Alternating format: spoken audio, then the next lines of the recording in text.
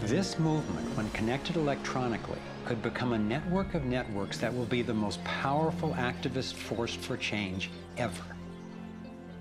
If you look at the people who are involved with restoring this earth and stopping the damage and resisting the depredation and nurturing change and reimagining what it means to be a human being, and you're not optimistic, then you might want to get your heart checked, you know, because there is an extraordinary, beautiful, gorgeous, fierce group of people in this world who are taking this on. The second important advantage for us is that all the power centers that the elite control require our participation. If enough of us withdraw our support, their plan can't work. This is true of the central banks, the military, the corporate media, the government, and more.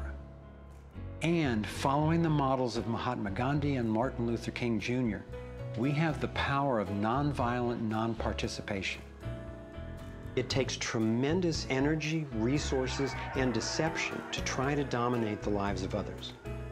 In moving toward freedom, on the other hand, we have on our side the evolutionary life force and what Gandhi called satyagraha, the simple power of truth.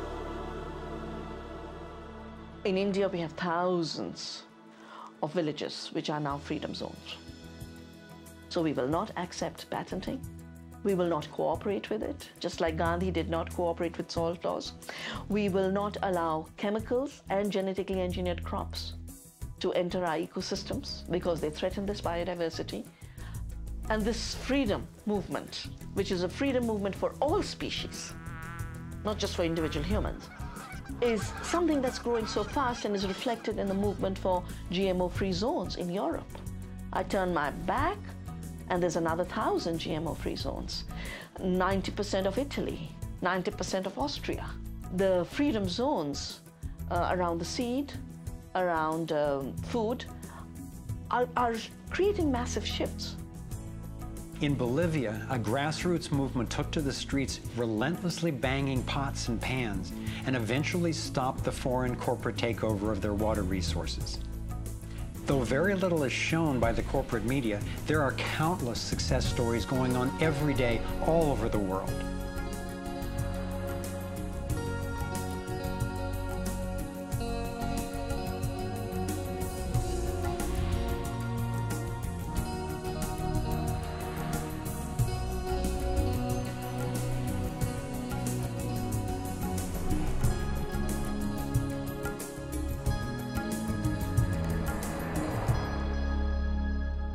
I wasn't willing to make this film until I knew there were responses that are a match for the crisis.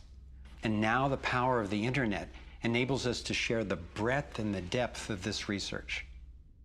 We've spent years creating a vast website, thrivemovement.com, that brings it all together and makes the information and what we can do about it accessible to everyone. Here you have your very own Navigator module to go deeper into the main subjects covered in the film: code, problem, and solutions. You can study strategies and tactics and connect with others to take high-leverage actions.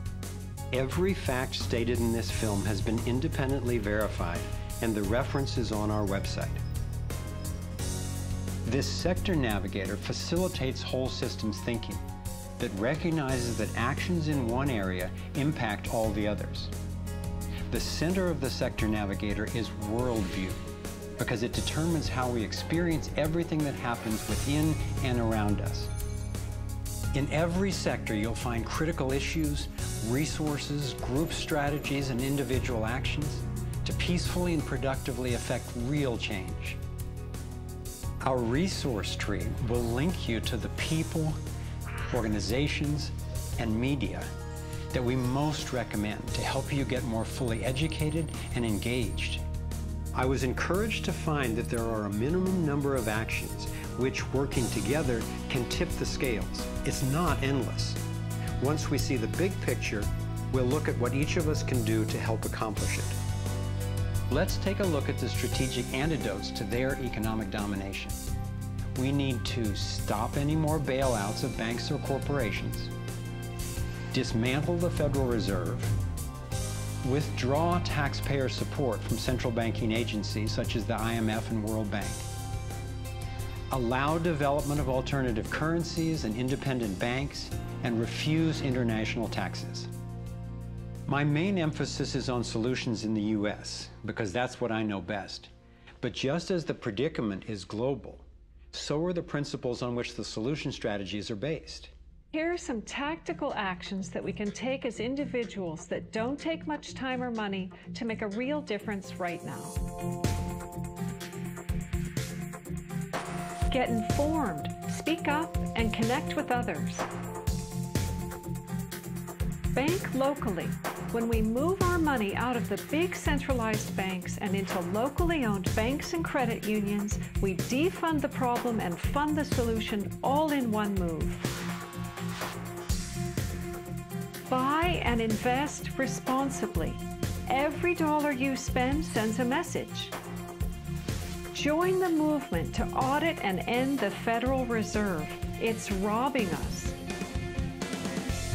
Join a coalition to keep the internet fair and open. Don't let anybody take control over it.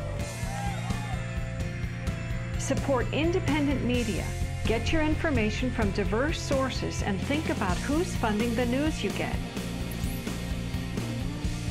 Support organic, non-GMO farming. Join movements to bring about honest elections, including traceable paper ballots and campaign finance reform. Congress can only be accountable to us when corporations stop funding them. Advocate for renewable and new energy technology. Bring the conversation about free energy out into the open. It will transform the power dynamic on this planet faster than anything in recorded history. Sign up for critical mass actions. It's a strategy to leverage our power by waiting until a huge number of us agree to participate before taking an action. Imagine 1 million of us acting in unison.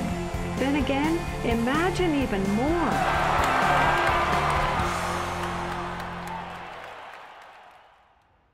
I've been inspired by how many grounded solutions and real-life problem solvers there actually are. Akila Sherrills is one person whose work especially touched me. He helped broker a gang truce between the Crips and Bloods. One of the things that we discovered in the process of waging peace in the neighborhood was that conflict is healthy. You know, it's unresolved conflict that actually leads to violence. When we first launched the peace treaty, we had a lot of success in our first year. Gang homicides dropped 44% in the neighborhood based upon our actions. Akila describes what happened when two rival gang leaders finally met after the truce. The brother came up to him and told him, man, look, I know you got some hard feelings for me. You know, maybe I got some hard feelings for you. He said, but because of this truce, man, he said, I'm willing to put all of that to the side. And he stuck out his hand. He hugged him and he said he closed his eyes because he was preparing for a sharp, a knife to enter his back. He was waiting for for a bullet, to be shot into his stomach. But he said after a few moments, he held that embrace. He realized that, that it was genuine. I believe that having a clear picture of our potential is as important as uncovering what stands in its way. So I want to take you to a possible world of the future. It's a world the elite would have you believe is an impossible pipe dream, but I'm convinced it's a world that is utterly within our grasp. We can create a world where people can thrive, where we can feel safe and secure. The air, water, and food are clean. A world where communities are capable of producing their own energy and food, and trade is open and fair. Rather than focusing on punishment, instead justice restores lives and losses.